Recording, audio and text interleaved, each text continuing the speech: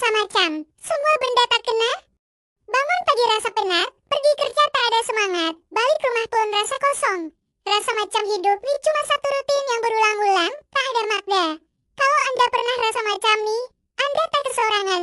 Ramai di luar sana yang sedang bergelut dengan perasaan yang sama.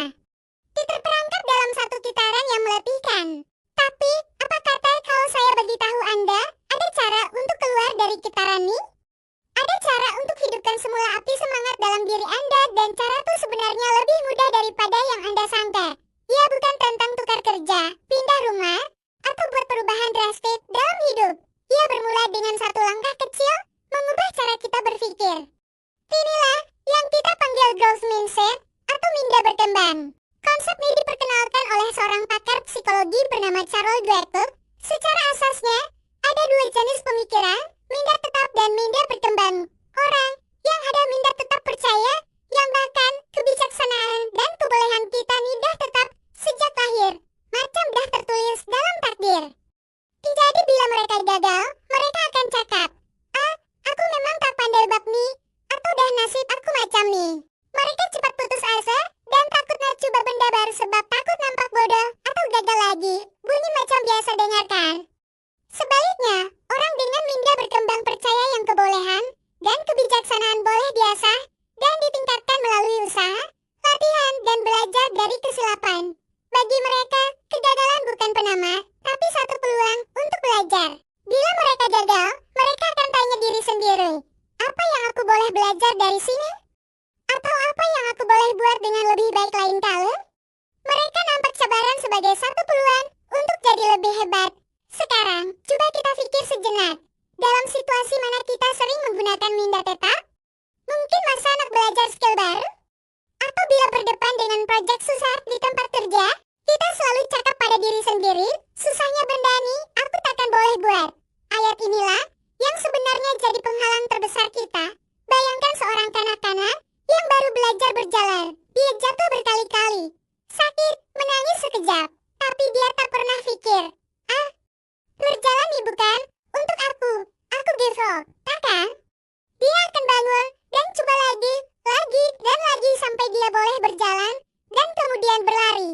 Itulah contoh paling tulen minda berkembang yang ada dalam diri kita sejak kecil. Cuma bila kita dah dewasa, kita sering lupa. Jadi, macam mana kita nak latih minda berkembang nih? Ada beberapa langkah praktikal yang kita boleh amalkan setiap hari. Pertama, tukar cara kita bercakap dengan diri sendiri.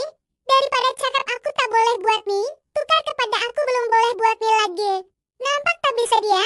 Perkataan belum tuh membuka satu pintu harapan yang sangat besar. Ia menandakan, yang ini cuma keadaan sementara dan kita ada kuasa untuk mengubahnya. Daripada cakap aku dah gagal. Coba cakap ini adalah percobaan pertama aku untuk belajar. Kedua, terima cabaran.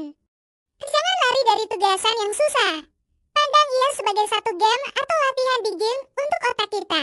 Setiap kali kita paksa diri kita untuk pikir lebih sikir, untuk berusaha lebih gigil, kita sebenarnya sedang membina otot kebijaksanaan yang baru. Macam angkat berat, mula-mula memang sakit dan penat, tapi lama-kelamaan kita akan jadi lebih kuat. Ketiga, fokus pada proses, bukan hanya pada hasil.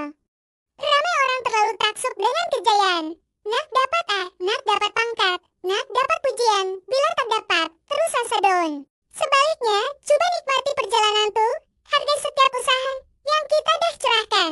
Puji diri sendiri sebab dah berani mencoba, bukan hanya bila dah berjaya. Contohnya, kalau Anda belajar main gitar, jangan cuma pikir nak main satu lagu dengan sempurna. Perhatikan momen bila Anda dah boleh main satu chord dengan betul, atau bila Anda dah boleh tukar chord dengan lebih lancar. Proses itulah yang paling bernilai. Keempat, belajar dari kritikan. Ini mungkin yang paling susah. Tiada siapa suka dikritik. Tapi, orang dengan minda berkembang melihat kritikan membina sebagai maklumat berharga. Mereka tak ambil ia secara pribadi. Sebaliknya, mereka dengar, tapis. Dan ambil mana-mana input yang boleh bantu mereka jadi lebih baik. Kalau ada orang tegur kerja kita, jangan terus melenting. Ucapkan terima kasih dan tanya, apa cadangan penambah baikan yang boleh saya buat? Dan yang kelima, raihkan kejayaan orang lain. Orang minda tetap sering rasa tergugat bila tengok orang lain berjaya. Mereka rasa cemburu dan dan insecure, tapi orang Minda berkembang akan rasa terinspirasi. Mereka akan pikir, "Wah, hebatnya dia.